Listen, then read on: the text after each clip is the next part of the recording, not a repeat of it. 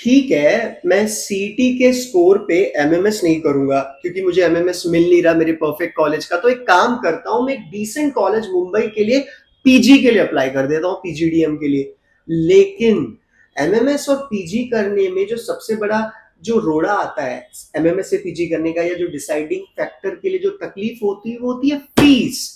So guys, अगर आप ये टेंशन में कि अगर आपको पीजी करना है या आप करना चाहते हो, या तो आपके पास पीजी का ही बेस्ट ऑप्शन है, तो वो जो एक्स्ट्रा अमाउंट है जो ऑलमोस्ट 100 to 150% ज्यादा है, मतलब अगर एमएमएस के लिए 4 लाख की फीस है तो पीजी के लिए 8 से 10 लाख की फीस है।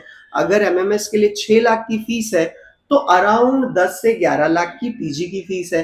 तो वो जो एक्स्ट्रा अमाउंट है वो हम कहां से अरेंज करें?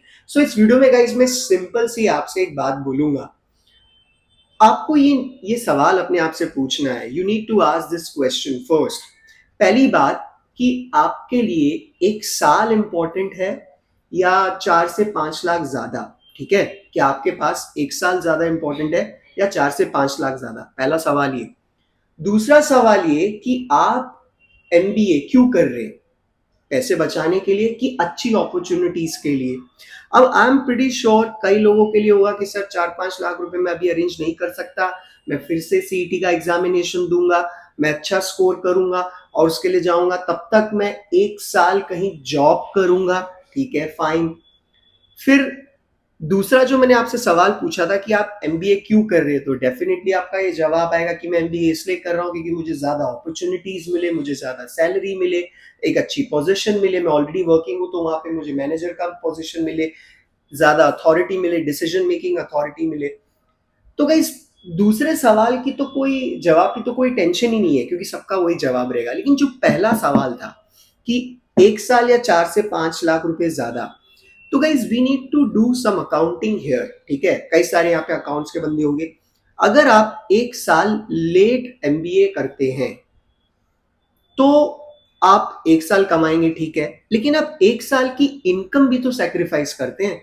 फॉर एग्जाम्पल, अगर 2026 में मैं जॉब करना शुरू करता हूं और एक डिसेंट पैकेज पे, समझिए 8 लाख पर एनम, लेकिन अभी मेरा 4 लाख पर एनम या 5 लाख पर एनम का पैकेज है, तो अगर मैं 1 साल एमबीए डिले करता हूं तो कहीं ना कहीं 3 से 4 लाख का मुझे लॉस भी होता है।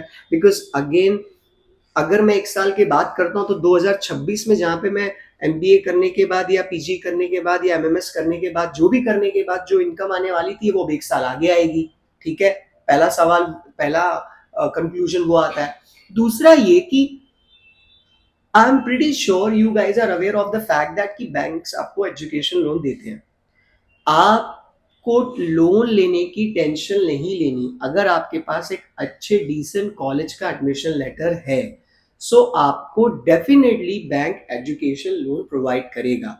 And in India the interest rate of education loan is the least. 9% से लेके 12% तक फ्लक्चुएट करता है। और ये बात कर रहा हूं मैं inclusive of private banks. Government banks के भी हैं, वो 8% से स्टार्ट होते हैं, प्राइवेट का 9.9 या 9.5 से 12% तक जाता है। अब ये जो लोन है ये आपके पेरेंट्स के ऊपर नहीं आएगा, ये आपके ऊपर है। आपको 2 साल के बाद 1 साल तक आप जॉब करें, सेव करें, एंजॉय करें, जो भी करें, 4th ईयर के स्टार्ट से या 3rd ईयर के एंड से आपके ईएमआईज, यानी कि आपको जो लोन भरने की जो अमाउंट होती है वो डिसाइडेड होती है, वो स्टार्ट होती है। तो मेरा ये मानना है, do not worry about the extra amount of money, because अगर एमएमएस होता तो उतनी फीस तो देनी पड़ती। ठीक है, अब जिन स्टूडेंट्स के पास कैटेगरी का बेनिफिट है, ऑफ कोर्स उनकी तो बात ही अलग है, उनके लिए तो बहुत अच्छे अच्छे ऑप्शंस हैं ही of course. But then you need to ask yourself this question, क्या आपके लिए वो एक्स्ट्रा अमाउंट ज्यादा इंपॉर्टेंट है या 1 साल? दिक्कत ये भी हो जाती है कि वो 1 साल वेट करते करते कभी कभी एमबीए या एमएमएस करने का, पीजी करने का जज्बा खत्म हो जाता है, और जहां पे जज्बा खत्म हो गया वहां पे ग्रोथ खत्म हो गई।